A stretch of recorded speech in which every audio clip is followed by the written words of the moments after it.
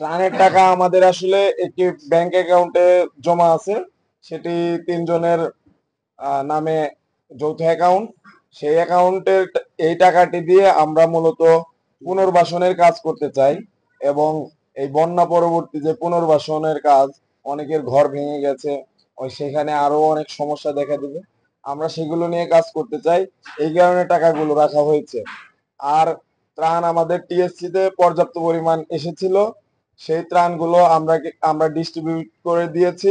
এখানে আমরা মনে করি এই টাকা নিয়ে যে বিতর্ক, এই বিতর্ক সৃষ্টির পেছনে যেমন কিছু কারণ রয়েছে, সেই বিতর্ক সৃষ্টির পিছনে কিছু উদ্দেশ্যও রয়েছে।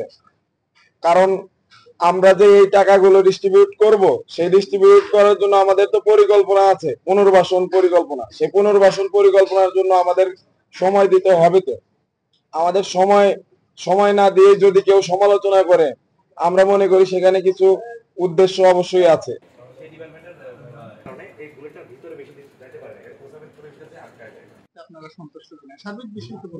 আলহামদুলিল্লাহ, আমরা চিকিৎসা ব্যবস্থা নিয়ে এই মুহূর্তে সন্তুষ্ট। রাজশাহী মেডিকেলে আমাদের আন্দোলনে যারা আহত হয়েছিলেন তাদেরকে সরকারের পক্ষ থেকে যথেষ্ট পরিমাণ সহায়তা করা হয়েছে। এবং আমরা মনে করি রাজশাহী মেডিকেলের পক্ষ থেকে ডাক্তাররা যথেষ্ট পরিমাণ আন্তরিক ছিল।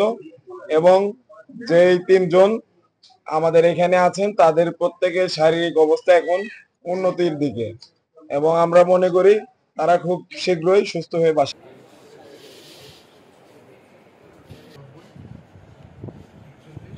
বিভিন্ন জায়গায় গ্রুপিং সৃষ্টি হয়েছে, ভুল বোঝাবুঝি সৃষ্টি হয়েছে। দেখুন, ছাত্র জনতা মৈত্রী সফর আমরা শুরু করেছি। সারা দেশে বিভিন্ন আমাদের টিম যাচ্ছে, তারা প্রত্যেকেই একই অভিজ্ঞতার সম্মুখীন হচ্ছে। আসলে আমাদের যে এই ছাত্র জনতার আন্দোলন, এটা এই গ্রুপিং সৃষ্টি বলি আর যাই বলি, এগুলো একদিক দিয়ে পজিটিভ আমি বলতে পারি। কারণ আমাদের যে এই আন্দোলনটি হয়েছিল, এটি একক কোনো আন্দোলন ছিল না, এক ব্যক্তির, এক প্রতিষ্ঠানের কোনো আন্দোলন ছিল না। এটি বিভিন্ন প্রতিষ্ঠান, বিভিন্ন ব্যক্তি কিংবা গ্রুপ, মতাদর্শী লোক এখানে এসেছে, তারা আন্দোলন সফল করেছে। এখন সফল হওয়ার পর অনেক স্বার্থান্বেষী মহল আছে, অনেক ক্ষমতালোভী গ্রুপ আছে, যারা এই মুহূর্তে তাদের উদ্দেশ্য চরিতার্থ করার জন্য আমাদের সাধারণ শিক্ষার্থীকে দ্বিধাবিভক্ত করছে। আমি সাধারণ শিক্ষার্থীদের উদ্দেশ্যে বলতে চাই, আপনারা কখনো এই সমস্ত অপপ্রচারে বিভ্রান্ত হবেন না। আপনারা নিজেদের মধ্যে ঐক্য বজায় রাখুন। কারণ রাষ্ট্র পুনর্গঠন, বিপ্লব পরবর্তী যে রাষ্ট্র পুনর্গঠন, সেটি করার জন্য আমাদের জাতীয় ঐক্য খুব বেশি প্রয়োজন। তা না হলে আমাদের বিপ্লবের ফসল অন্য কেউ ভোগ করবে।